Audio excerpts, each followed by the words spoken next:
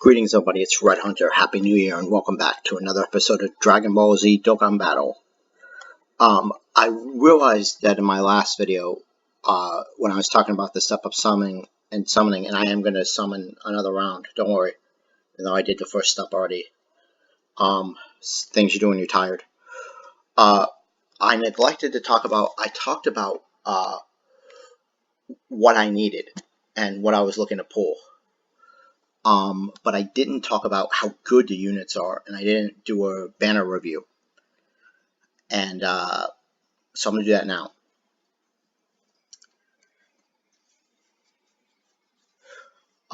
First off, there's a speculation that this, not speculation, I mean, because we know what the banner is, but there's this theory that this is better overall than the Japanese banner, and I agree.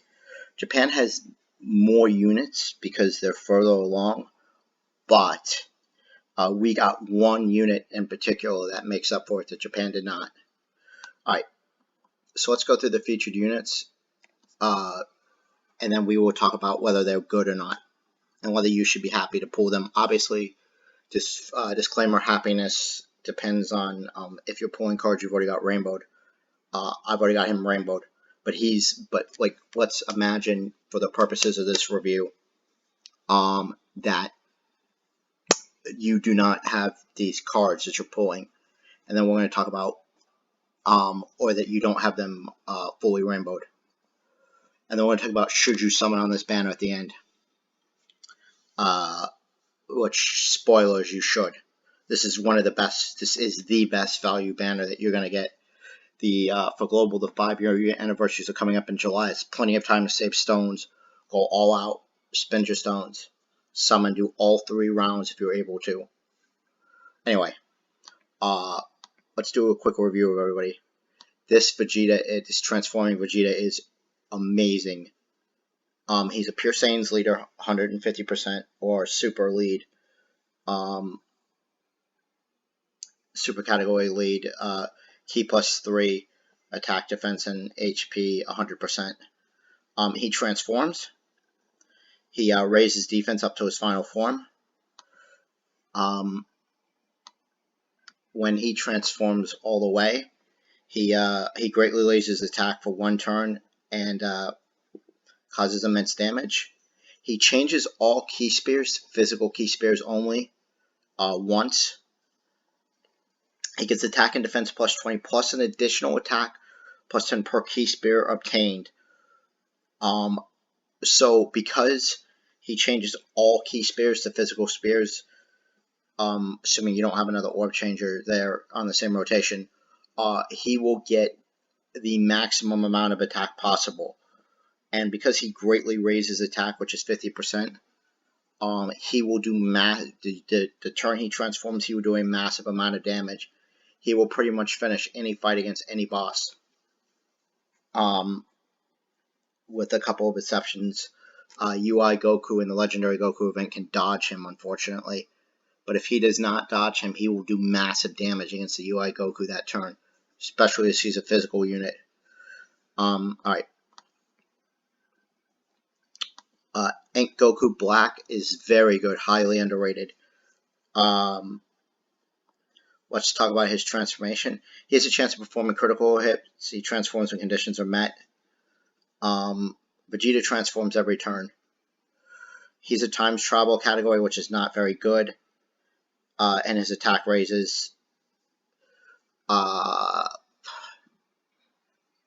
never used the time travels category. I don't know if I will. I will probably if it comes up for an EZA. Like if it's an EZA weakness. But let's talk about his transformations, what makes him really good. So he transforms when HP is 80% or above, starting from the 8th turn. From the 6th turn. I don't know why I said 8th, I'm sorry. 6th turn at the start of battle. That's a pretty easy condition to meet. Attack plus 50 and a chance of performing a critical hit plus 50%, meaning critical is half the time. Extreme class allies plus Ki +3. He greatly raises defense and causes immense damage to the enemy. Now, the important thing about this, greatly raising defense is 50%. Yes, he is no defensive buff, but This greatly raises defense stacks indefinitely, 99 turns. It's not greatly raises defense for 1 turn or 2 turn. It's just greatly raises defense. He is incredible once he transforms. He is a beast in the Legendary Goku event. Alright, let's keep going. Hits trash. I mean, he stuns, but other than that, he's trash.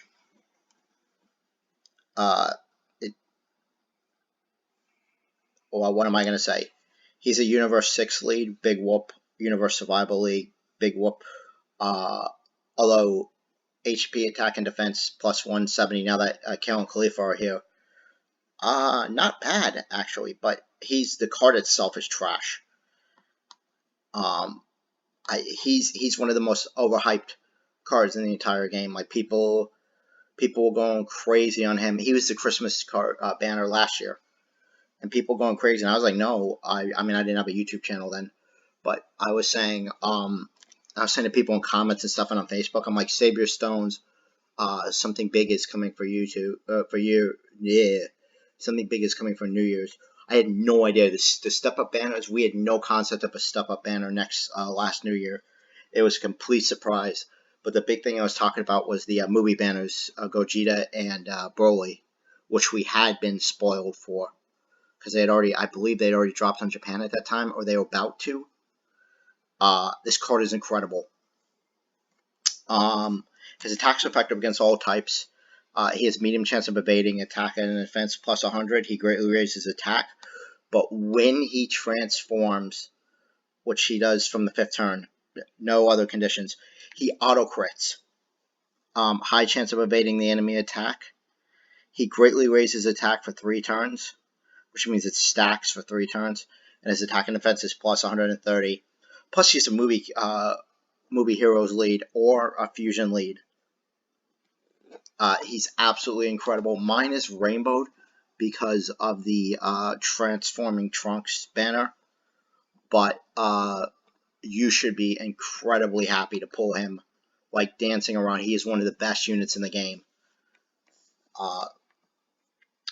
Broly, same thing. Absolutely incredible. Key plus 6, which means he'll almost always super. Attack plus 130, defense plus. He's both the full power and movie bosses lead. He greatly raises attack for 1 turn and causes supreme damage to all enemies. He is a monster in the World Tournament. And then when he transforms from the 4th turn, key plus 8 attack, 188% defense, 120%. He launches an additional attack, has a high chance of becoming a super attack, and he causes immense damage and massively lowers defense. He's actually better pre-transformed, in my opinion, only because his supreme damage to all enemies is where it's at. This card's very good. He has an active skill. He boosts attack based on your HP remaining. He has a chance of stunning the enemy. And he boosts defense based on your HP remaining, but less. But his active skill, though. It causes ultimate damage to the enemy, which is very good. It is literally an all-or-nothing punch. I'm so glad he's on the banner. I didn't think he would be. I've only got 1 copy of him. I'd love to pull dupes. I have. He's outdated, but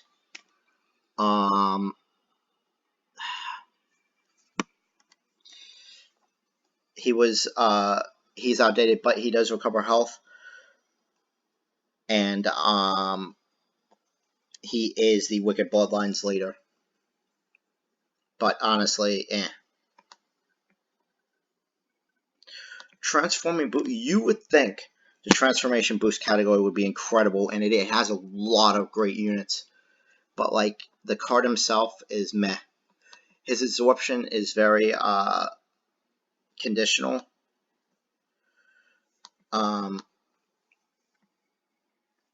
And he's just not that great. I mean, I still want him because I don't have him, but he's and you shouldn't be unhappy pulling him. But he's not like, oh my god, I just got one of the best cards in the game. His thing would be so much better if this raised attack and defense instead of lowering it, because there's a lot of enemies that are immune to that. He's your unconditional 120 super lead, and his transformations are godly, not as good as Vegeta's in my opinion. He auto crits on his final transformation and gets like Ki plus 12, I believe.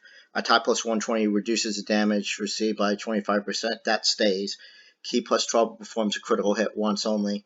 Ki plus 12 means he auto crits. And he causes immense damage with a great chance to stun the enemy, which is good in areas where you can stun. He's very good as an extreme lead. He's the 120 extreme lead. His Death Beam raises attack and defense up until he gets to Golden Frieza, where he causes immense damage with great chance to stun. He performs a critical hit, recovers 15 HP, which he will do at the start of every turn. But his Ki plus 12 and critical hit is once only. These cards would be so much better if they did that every turn after they reach their final transformation. But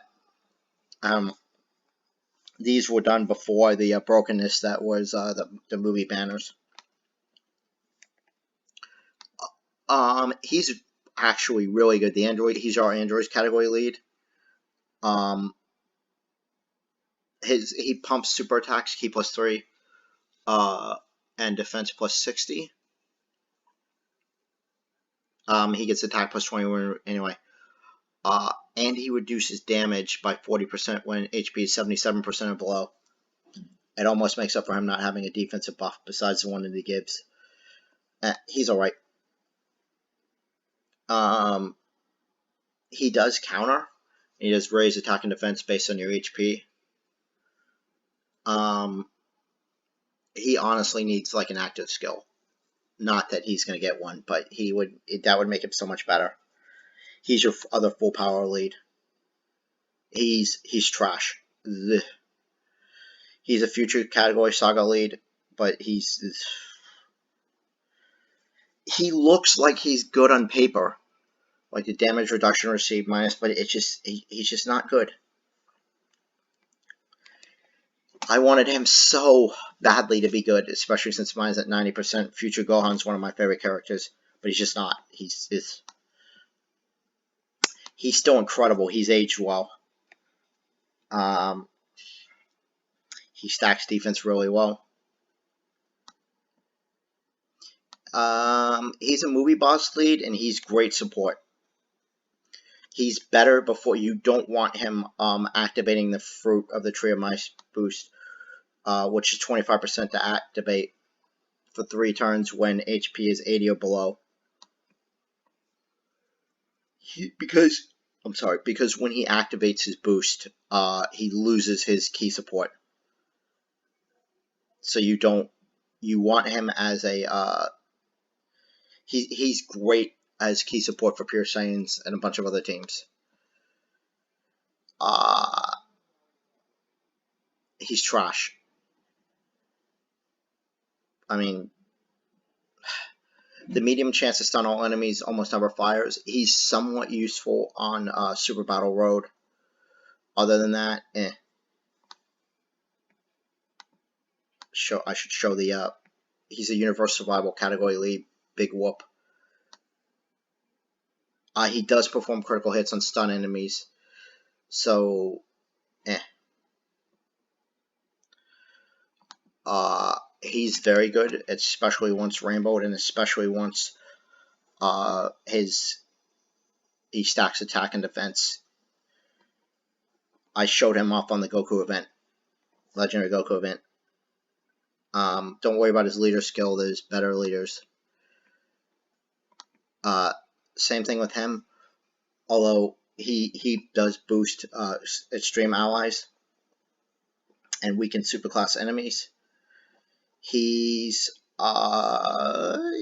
pretty good at support. I mean, like, Key plus 3 defense plus 50. You can't really go wrong with that for your allies. He's alright. The Super Saiyan 3 category is meh. He does boost super class attack allies on 70% or 40% when attack is 70% or below. Attack when HP is. He's your Majin Buu lead. The categories. He's alright as a card. I'm really happy I pulled him. Because I really wanted him. I never had him. The Majin Buu category is absolutely insane. Like, the category team, it's one of the best. He's still really good, but he's not as good as he used to be. He's a beast when he awakens. He can dodge everything, pretty much. And he disables enemy's guard, which is an overlooked thing. Resurrected Warriors lead, besides the Broly, which we're going to talk about in a minute. He's situationally useful.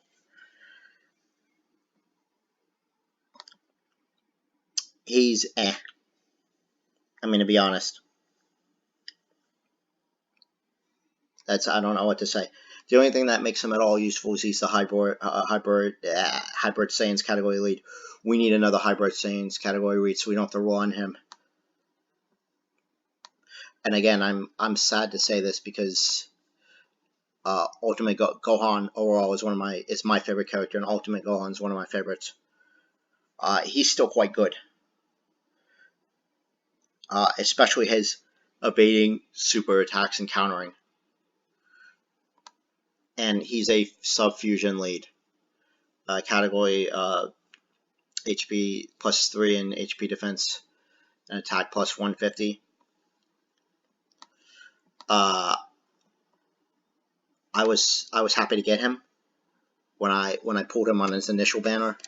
He was the birth of my fusions team. And he's a Gogeta, which is like my favorite character behind Gohan. So he'll always have a special place in my heart. I would love to rainbow him. I would not complain at all. He's Shadow Dragon's lead, but the Shadow Dragon's category is not okay. I say it's not amazing. It's better than it used to be because of the LR SSJ4s.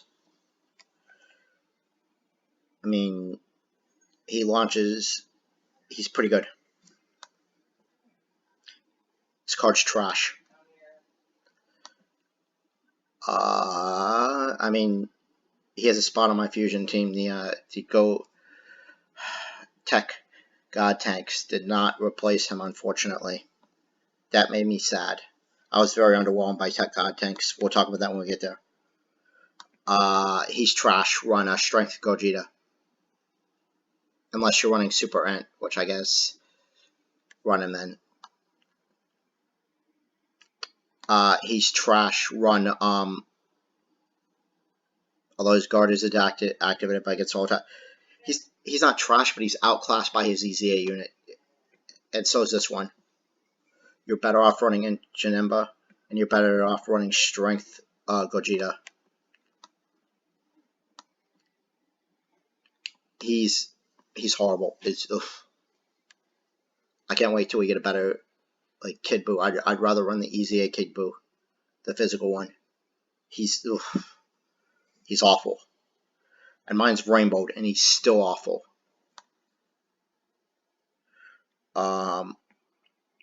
He needs an EZA so badly. He is one of the worst 120 cards in the game, if not the worst.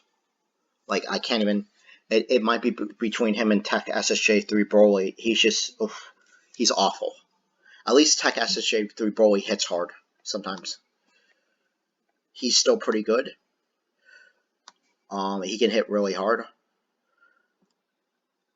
He's quite good on certain teams.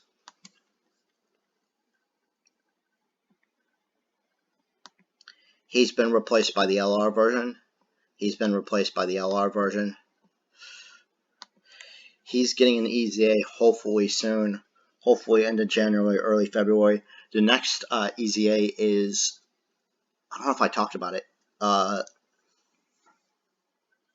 We'll talk about when we get there. He should be on the banner. The next EZA is Strength Cell, which I'm happy about because Strength Cell is incredible once he EZAs. He's also getting an EZA. Hopefully he'll be better. Both of these guys are outclassed, but we'll see if the EZAs bring. I don't want to get overhyped. He got better after his EZA. He's a nuker. Dupes of him would be welcome. He got much better after his EZA. Not that he was still usable before. This damage received minus 70% he's a tank. He's still pretty good. His EZA made him serviceable, but incredible, no. I was disappointed by his EZA. They really should have given him defense in his passive and not just on the one super attack, on the 11 key super attack. He's a beast.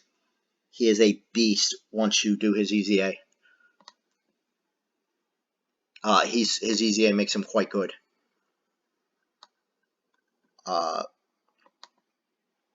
He's He used to be incredible, but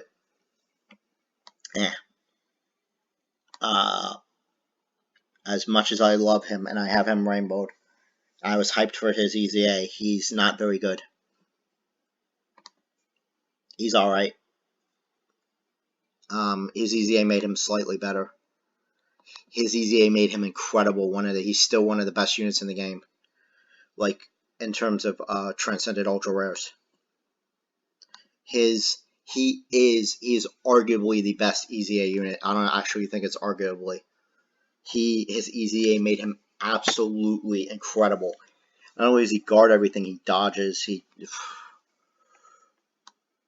And his EZA, and he's weak. His EZA is weak to fusion, which made him easy to get. His EZA makes him serviceable. He's better than the LR SSJ3 Goku. Sad to say, but his EZA makes him good support. His EZA makes him quite good. Like, really good. This guy is a poor replacement for LR Broly. If you have LR Broly, you would never run him. LR Strength Broly, I mean. Alright. So that's that. Let's check the character summon rates. Because I realized I never talked about the LRs.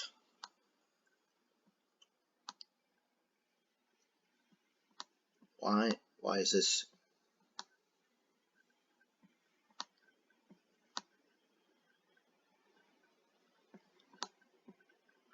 Alright. The second round, step 5. Let's talk about these LRs.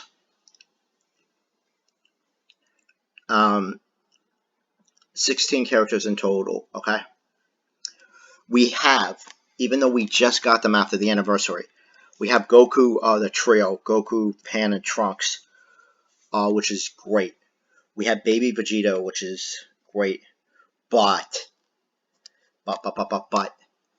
the card that makes this banner, you remember at the beginning of the video I said that this, I think that this banner, this step up is actually better than Japan's. The reason why is this guy.